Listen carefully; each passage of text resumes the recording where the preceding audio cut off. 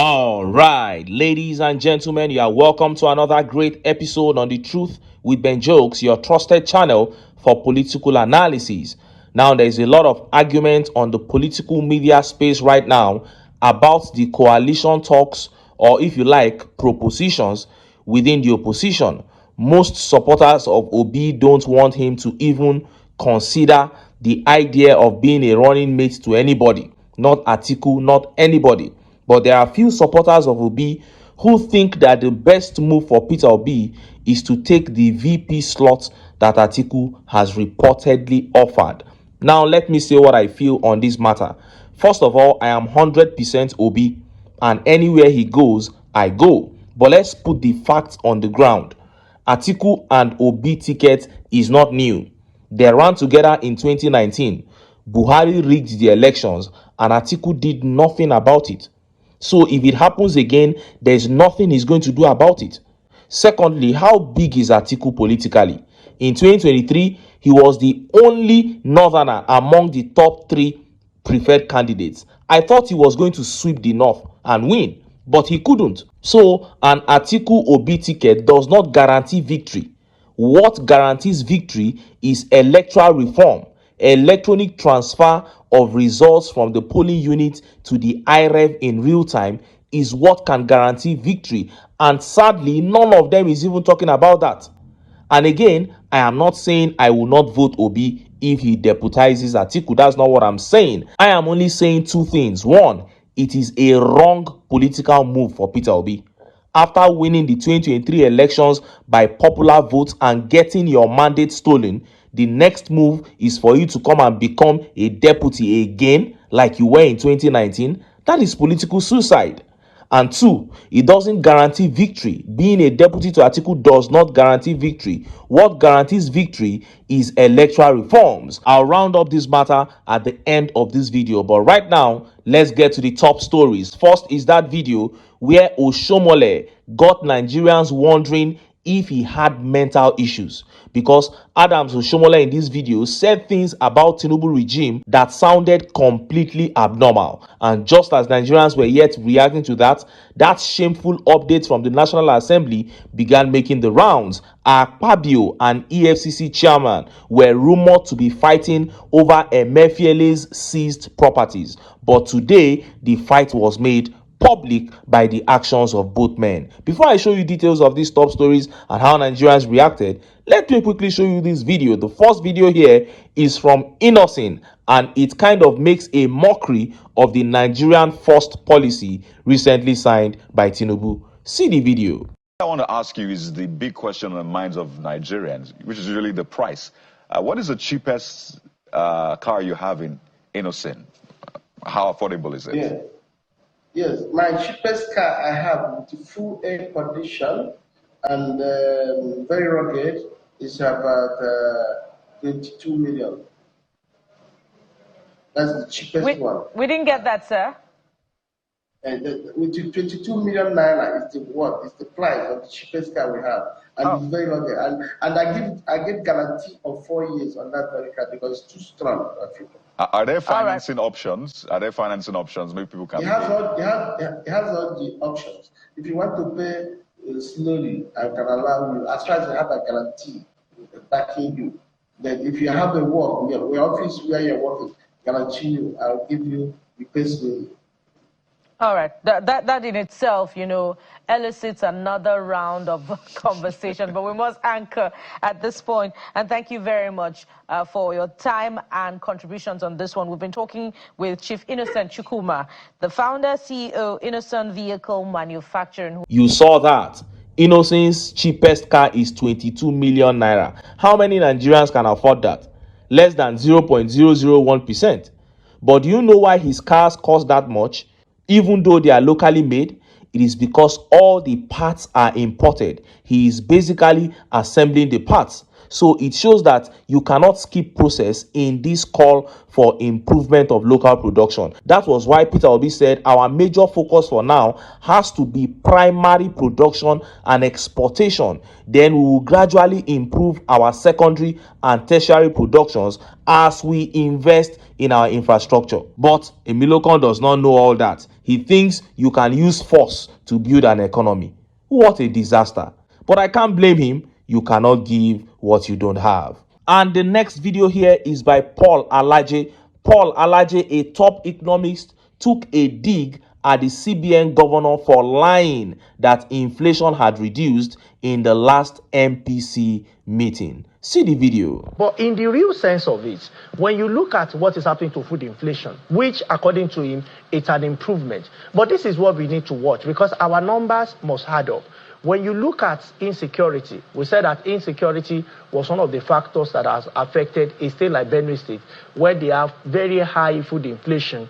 But at the same time, we said that food inflation reduced because most parts that inflation affected. How does that math work? You know, really. So it's not hard enough. That's what I'm saying. So I'm going. That is not hard enough. And that is why you see, we need to reconsider the numbers we are basing our decision on. And that is why I say, you see, the most important thing for us as a nation is data. We have left insinuation or how we wish the thing happens. We need to look at the number and the integrity of the number we are releasing as our national number. Because if one hand we say that the insecurity affected states and include Benue State and Niger State, and as a result, they don't have improved output or food prices, I beg your pardon, in those areas has increased. They are now having issues in terms of pricing. Yeah. At the same time, we are saying that food inflation has reduced significantly. You need to add the numbers together. That is why it's important for us to pay attention. Why? It is not just that we want to score a goal that matters. It is that can we sustain what we are saying. Agencies that has to do with numbers, anything data, anything statistics, let's go and re-audit to be sure that, because you see, what exercise that just took place looks common to most people, but to us economists, is one of the most important economic ritual that could be performed, because this will affect investors, whether they will come to Nigeria or not. Central Bank governor has spoken well to put that confidence in them that if you want to invest, this is the place to be. It's already marketing the nation. But it should, God forbid, that when they come, our numbers are not adding up. So I just say I should put that there, so that when they come, after all the good presentation that we have heard from MPC today, our numbers truly we had up. You saw that. That was Paul Alaje, a known economist, not Peter Obi, before you say he's demarketing Nigeria. And I said it here when the inflation figures came out, I knew CBN Governor Cardoso was lying. So Cardoso thinks he can lie his way to success. What a shame. And just as Paul Alaje said, you can lie to bring in investors, but when they come and they discover that you were lying, they will leave. Propaganda will not run this government for Tinubu and his people. You have snatched it and grabbed it, but to run away with it is now impossible. What a calamity. Now, let us look at the top stories. First is that video from Adams OSHIOMOLE, and I don't mean this as an insult at all, but honestly, after watching that video, I questioned OSHIOMOLE's sanity. This is beyond politics. If he was not outrightly being sarcastic, then there is something wrong upstairs with OSHIOMOLE. He took the current happenings in Nigeria and completely turned them upside down, calling it the reality. And next is that fight between AKPABIO and EFCC chairman over EMEFIELI's confiscated properties. Let's start by taking that video where OSHIOMOLE turned the current happenings in Nigeria upside down completely. See the video. For those of us who believe that, when the economists talk about man being a rational economic animal, it presupposes that there's a level playing field and people work hard to earn. Before President Bola Ahmed assumed office, it was easy for some, very few people, but they took a huge sum by just manipulating on the financial system and turn a huge number to themselves and pauperize the rest of the people. This leads to distortion in consumption, leads to distortions in values, and mislead to younger people who think that what matters in Nigeria is not who you know. Sorry, it's not what you know, but who you know. I think that policy has effectively been eliminated by the president. That's to say this regime of dual exchange rate. People may underestimate the import of it, but I think it is huge. It is huge. That was the time young boys were bringing Lamborghini in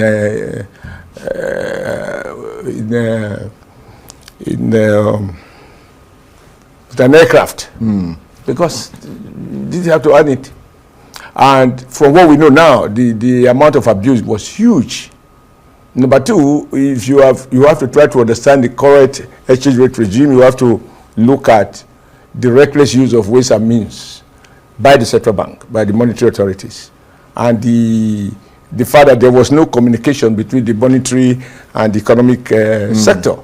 It was an open debate where finance minister says, I am not aware of CBA decision on this. And so people were micromanaging their little bits, and of course Nigeria was the worst for it. The second, I think, is even what I heard you say now about security. It's not all or nothing. Whether in academics, in our daily experiences, it is not either that you win all or you lose all. To measure progress is to look at where you were and compare to where you are. It is not my opinion now. I have been present in many places where, for example, people from part of the Northeast admitted to the fact that under Tinubu, the coordination of security is more effective, and places that they couldn't go before, they could go there now. That does not mean that occasionally they will not go for sub-target and attack. You heard that. Now, let us address all the issues he turned upside down one after the other. Number one, he said before Tinubu, a few people manipulated the system and impoverished the majority. He said, but Tinubu has changed that narrative. Is there anybody that has impoverished the majority more than Tinubu in the history of this country? You have to be sick to say this kind of thing that OSHIOMOLE just said. Then he said before Tinubu, young Nigerians believed that the country is not about what you know, but who you know. He said Tinubu has also eliminated that. I think you have to be sick to make this assertion, because Tinubu's government is clearly about who you know, not what you know. So OSHIOMOLE was thinking upside down there. Then the worst of all was when he said security had improved under Tinubu, when even the chief of defense staff recently admitted that the resurgence is massive. 2/3 of communities in Benue State occupied by killer headsmen, and OSHIOMOLE says security has improved. I'm sorry, but OSHIOMOLE needs urgent medical attention. And I recommend very strong local herbs with occasional whips, not foreign trips. And just as Nigerians were yet reacting to that update on the battle between AKPABIO and EFCC chairman began making the rounds. Now, this is the background to this story. We heard rumors that AKPABIO wanted some of EMEFIELI's seized properties, and the EFCC chairman refused. Today, the EFCC boss handed all the houses to Ministry of Housing. Look at it. Breaking news. EFCC chairman Ola Olukoyede has handed over the confiscated 750 luxury housing estate to the Minister of Housing today. And hours after this update dropped, a bill was introduced at the Senate to relieve EFCC and other agencies of their power over proceeds of corruption. Look at how the papers reported it. Breaking news. A bill seeking to strip EFCC, ICPC, and other anti-graft agencies of their power to manage proceeds of crime has passed second reading in the Senate. The bill amends the existing Proceeds of Crime Act 2022 to enhance transparency, accountability, and efficiency in the management of national assets recovered from unlawful activities.